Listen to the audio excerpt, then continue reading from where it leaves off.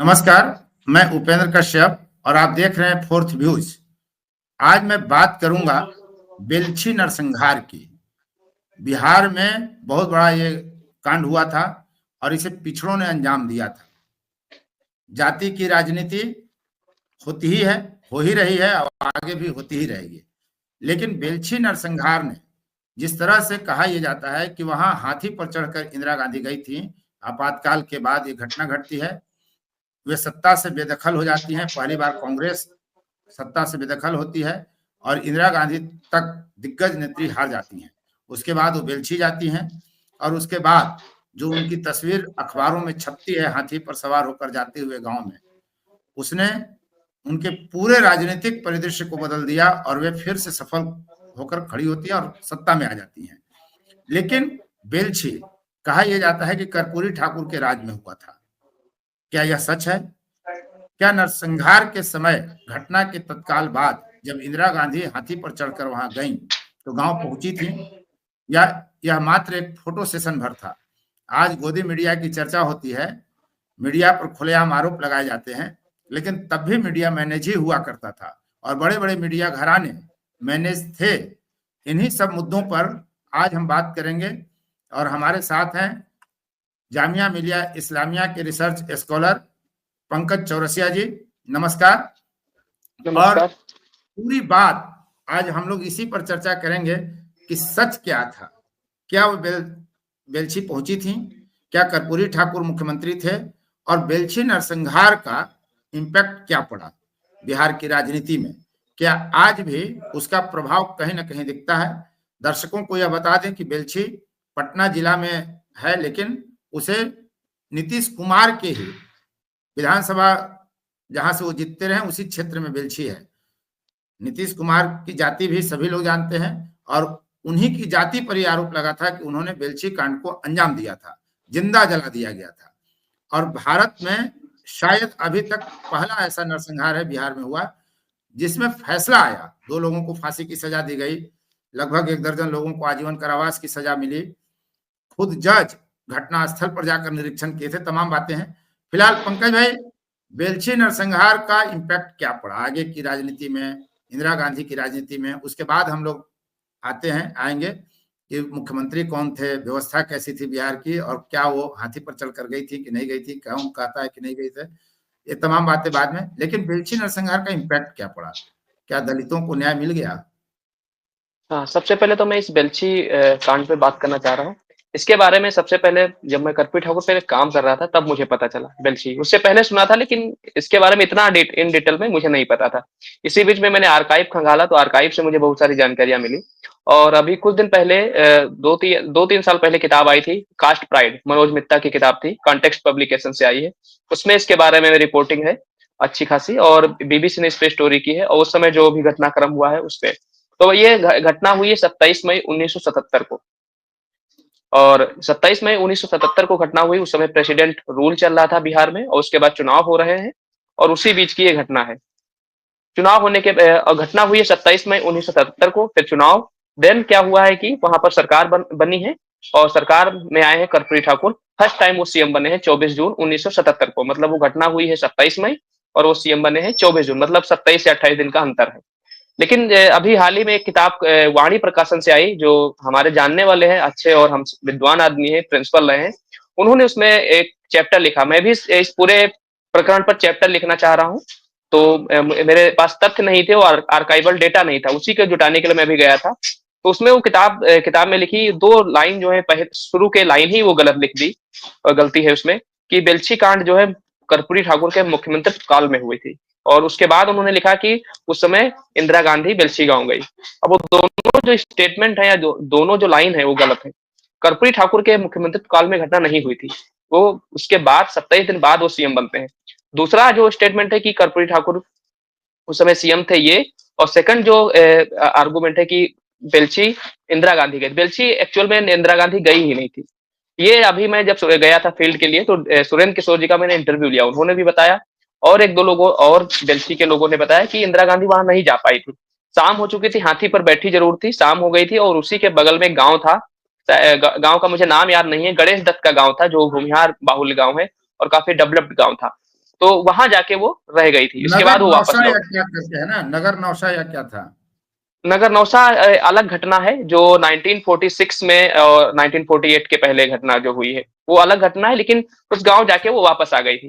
तो एक ये दोनों जो तथ्य है वो बिल्कुल बेबुनियाद है, जिसमें कोई तथ्य मतलब सत्यता नहीं है। तो दूसरा इसमें जो लोग शामिल थे वो कुर्मी जात के लोगों ने दुसाध जो पासवान लिखते हैं उनके लोगों को एक नरसंहार किया और उनको आग के हवाले कर दिया। पूरे 11 या 12 लोगों को आग में झोंक दिया। उसमें एक छोटा बच्चा भी था, वो बच के किसी तरीके से बाहर निकला, लेकिन उसको दोबारा उसी आग में फिर से झोंक दिया गया और उसकी हत्या हो गई।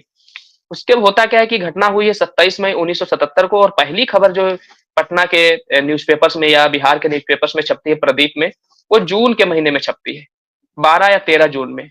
छतियाना और गांव है सर, गणेश दत्त के गांव छतियाना। हाँ, तो फिर वही जाके वो रुक गई हैं, उसके बाद वो नहीं जा पाई। और एक तो शाम हो गई थी, भागौत ये कारण प्रखंड में था। है और वहां पुलिस चौकी बना दी गई है। जी, जी। तो ये एक वहाँ ये घटना मतलब वहाँ जाके वापस आ गई थी और शायद नदी या कुछ नाला समथिंग था, इसकी वजह से भी वो नहीं जा पाई। तो ये मैटर है। फिर इसमें कुर्मी लोगों का हाथ था, जिसमें कुर्मी लोगों ने एक पूरे ग्रुप को उस आग के हवाले कर दिया। इसका इम्पैक्ट क्या हुआ कि उसके बाद के दिनों में जब कर्पूरी ठाकुर मुख्यमंत्री बनते तो उन्होंने कहा कि हम इनको मार्शल करेंगे दलित कम्युनिटी को।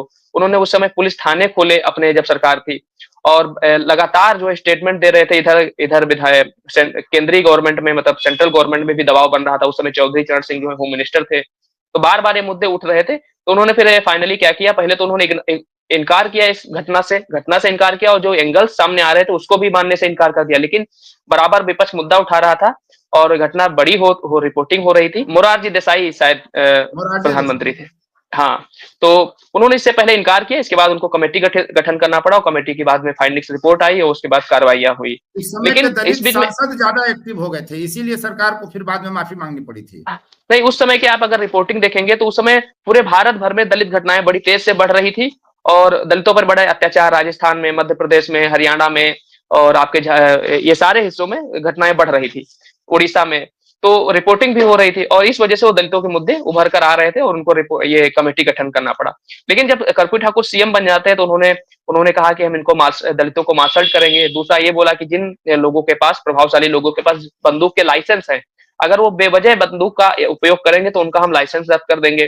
फिर उन्होंने स्पेशल एक डे मनाया जिसमें प्रोटेक्शन की बात की, और पुलिस चौकियां स्पेशल खोली उनके लिए, दलितों के लिए, ताकि इनकी सुरक्षा हो सके। तो ये काम वो लगातार कर रहे थे। उसी बीच में जो दूसरी घटना हुई है जिसके बारे में बहुत कम बातचीत होती है, बटैया या बड़ैया, जो पटना में गोलीकांड होता है। तो इस पे हम कभी बात करेंगे कि ये दूसरी घटना है। तो ये इसका बाद में क्या हुआ कि रामविलास पासवान और नीतीश कुमार, जो दोनों एक एक एक विक्टिम और एक जो विक्टिम जिन्होंने काम किया था उसके कास्ट से बिलोंग करने वाले, एक दूसरे जिसके विक्टिम रहे उस कास्ट से बिलोंग करने वाले, इसमें दोनों में टसन होता है। और वो हमेशा उस बेलछी को नहीं भूल पाते हैं और वो उस बेलछी को बचाने में लगे रहते हैं। अब इस पे जब भी बेलछी कांड पे बातचीत होती है तो तुरंत एक जाति लोगों की भावनाएं जो तुरंत अ, आहत हो जाती हैं, और तुरंत वो उसको जो है जस्टिफाई करना शुरू कर देते हैं कि नहीं, बेलछी में जो हुआ वो सही हुआ। तो ये एक एक तरीके की घटना है। और उसका प्रभाव क्या पड़ा?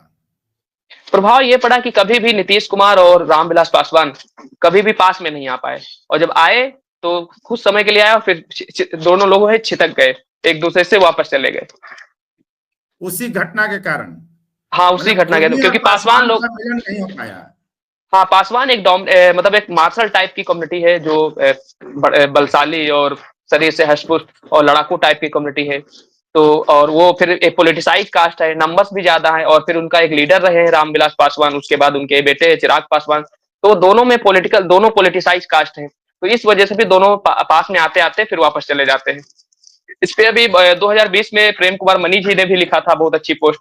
इसके बाद और भी लोगों ने इस पे फिर इस पे जो रिपोर्टिंग हुई थी इस घटना के 12 साल बाद रिपोर्टिंग किया था इन्होंने, जो अभी राज्यसभा, सॉरी क्या नाम है, मैं नाम भूल रहा हूँ उनका, हरिवंश जी ने उपसभापति हरिवंश जो जी। है उन्होंने, हाँ, उन्होंने भी रिपोर्टिंग की थी। तो वो एक रिपोर्टिंग है। फिर रिसेंटली जो किताब आई है कास्ट प्राइड मनोज मित्ता की, उसमें भी है कि पूरे भारत में जो दलितों के साथ जो नरसंहार हुए हैं, दलितों के साथ जो घटनाएं हुई हैं, उस पर वो विस्तृत किताब है। तो अब चिराग पासवान और नीतीश कुमार तो साथ हैं, इसका कुर्मी और पासवान के गठजोड़ पर क्या फर्क पड़ेगा? नहीं, बिहार में नीतीश कुमार और डायरेक्टली तो नहीं है, वो तो एनडीए के पार्ट है और एनडीए के नीतीश कुमार भी पार्ट है, लेकिन नीतीश का और चिराग पासवान का कोई गठबंधन नहीं है। नहीं होगा, होता हुआ दिख और रहा है ये कि तो नहीं? पॉलिटिक्स में कुछ भी पॉसिबल है, लेकिन जिस तरह एक की चर्चा सिचुएशन है ये उस भी तरह। आई थी कि इसी इसी कारण से जो है नीतीश और लोक जनशक्ति पार्टी में साठ गांठ नहीं हो पाता है, गठबंधन नहीं हो पाता है, कि जैसे ही दोनों एक साथ जाएंगे तो नीतीश कुमार से कुर्मी भी नाराज होंगे और चिराग पासवान से पासवान नाराज हो जाएंगे। हाँ हाँ, ये कई लोग ये प्रिडिक्शन जो है, प्रिडिक्ट कई लोग मानते हैं बिहार के लोग कि ऐसा अगर होगा तो दोनों के कास्ट कम्युनिटी से जो है वोट जो है उनसे छिटक जाएंगे। और ये शायद शायद ऐसा हो भी जाए, जिसमें कभी जब भी बेलछी पर बात होती है तो तुरंत दो एक एक भावना, एक जो कास्ट कम्युनिटी उसके सपोर्ट में आ जाती है, दूसरा जो है बेलछी नाम लिख देने से ही मात्र फिर दूसरे लोग जो है तुरंत उनकी भावनाएं, कास्ट की भावनाएं आहत हो जाते हैं, इफ नो बट करके उसको जस्टिफाई करना शुरू कर देते हैं। नरसंहार किसी भी बिहार में रूप तो में हाँ हाँ बिहार बोलिए। किसी भी नरसंहार को जायज नहीं ठहराया जाना चाहिए। और जो अगर मान लीजिए उसमें किसी भी कास्ट कम्युनिटी की अगर गलती भी है तो एक इंडिविजुअल किसी आदमी की गलती होगी, पूरे ना कि होल कास्ट कम्युनिटी की। फिर अगर उसको गलती भी है तो उसको कानूनन सजा होना चाहिए, ना कि किसी कोई जाके उसको वो पनिश करना शुरू कर दे और उनके एक जाति विशेष के लोगों को आग के हवाले कर दे। तो ये किसी भी तरीके से इसको जायज नहीं ठहराया जा सकता। जो हुआ सो हुआ, उस समय की परिस्थिति और उस समय जो लोग थे इस घटना में शामिल, दोष तो उनका है। इसका बिल्कुल मतलब ये बिल्कुल, थोड़ी लेकिन है कि पूरी एक कम्युनिटी, पूरी एक जाति को दोषी ठहराया जाए। लेकिन वो भावनाएं आहत होने वाली जो बात आप कह रहे हैं, इसका मतलब है कि कहीं ना कहीं उससे लोग आत्मीय लगाव रखते हैं, आत्मिक रूप से जुड़े हुए महसूस कर रहे हैं, तब ना नाराजगी होती है। वो जाति चेतना है जो कहीं ना कहीं काम करती रहती है और हमेशा वो प्रबल होती जा रही है, ना कि वो कम होना तो कम चाहिए था, लेकिन वो प्रबल होती जा रही है कि इस कास्ट के लोगों को मार दिया तो वो गुस्सा है और इस कास्ट के लोगों ने उनको मारा तो अच्छा किया। ये हमेशा चलते रहेगा बिहार। और नीतीश कुमार तो 2005 के पहले की ही घटनाओं का जिक्र करते हैं। उन्होंने तो बजाता नरसंहारों का आंकड़ा जारी कर दिया लालू प्रसाद को कमजोर साबित करने के लिए कि उनके राज में जंगल राज था, इतने इतने नरसंहार हुए। अभी अभी जो बम विस्फोट और गोलियां चल रही हैं, 12 राउंड की फायरिंग हो रही है, वो क्या है?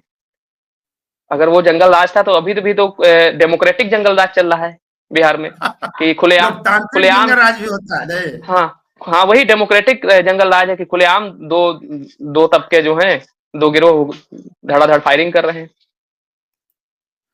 ये कब तक चलेगा कुर्मी बनाम पासवान की दूरी? पॉलिटिक्स जब तक है तब तक चलेगा। अरे बाप रे बाप, तो पॉलिटिक्स तो कभी खत्म होगी नहीं। तो ये घटनाएं हमेशा, ये इनके घटनाओं का हमेशा चुनाव के समय इनको जो जैसे जिस रूप में इसका फायदा लिया जा सकता है वैसे लिया जाएगा और इस पर चर्चा होती रहेगी। लेकिन एज ए रिसर्च चलिए, स्कॉलर मैं समझता हूँ कि इस पे काम होना चाहिए और इसके जो अच्छा काम होना चाहिए ताकि फैक्ट्स बाहर आ सके। और मैं ऐसा मानता हूँ। और आगे चलकर बिहार में कुर्मी पासवान का भविष्य क्या देख रहे हैं? नीतीश कुमार का तो ये हमें लग रहा है लास्ट, क्योंकि नीतीश, जब मैं भी गया था बिहार तो नीतीश कुमार की जो इमेज है उसमें डेंट लगा हुआ है। अभी उनसे अति पिछड़ा वोट बैंक भी छिटका हुआ है। दूसरा जो उनका जो कोर वोटर है महिला और अति पिछड़ा, इसके बाद जो वो सवर्ण वोटर है उसमें भूमिहार। और तो भूमिहार तो अभी नेशनल लेवल पर बीजेपी के साथ है, लेकिन स्टेट लेवल पर भी भूमिहार भी उनसे छिटका हुआ है। तो और दूसरा उनका जो शारीरिक तौर पर वो भी अभी सक्षम नहीं है और उनकी लेगेसी को कोई कैरी ऑन भी नहीं कर सकता है जेडीयू में। हालांकि कोशिश की थी कुछ लोगों ने, फिर भी वो सफल नहीं हुए क्योंकि उन्हीं के पार्टी के लोगों ने उनको बिठा दिया। तो पॉसिबल नहीं है, लेकिन ये उनका आखिरी चुनाव होगा मेरे हिसाब से। लेकिन बिहार में तो कहा यह जा रहा है कि कुर्मी लॉबी जो है नीतीश कुमार की सत्ता या कुर्मियों की ताकत को बनाए रखने के लिए चाहती है कि निशांत कुमार आ जाए। तो फिर निशांत कुमार आएंगे तो फिर पासवान उनके साथ नहीं जाएंगे, जदयू के नहीं साथ या वो तो भविष्य बताएगा कि निशांत के लीडरशिप को सारे लोग कुर्मी कुर्मी के साथ साथ और जातियां जो है उनकी लीडरशिप को स्वीकार कर पाएंगे या नहीं।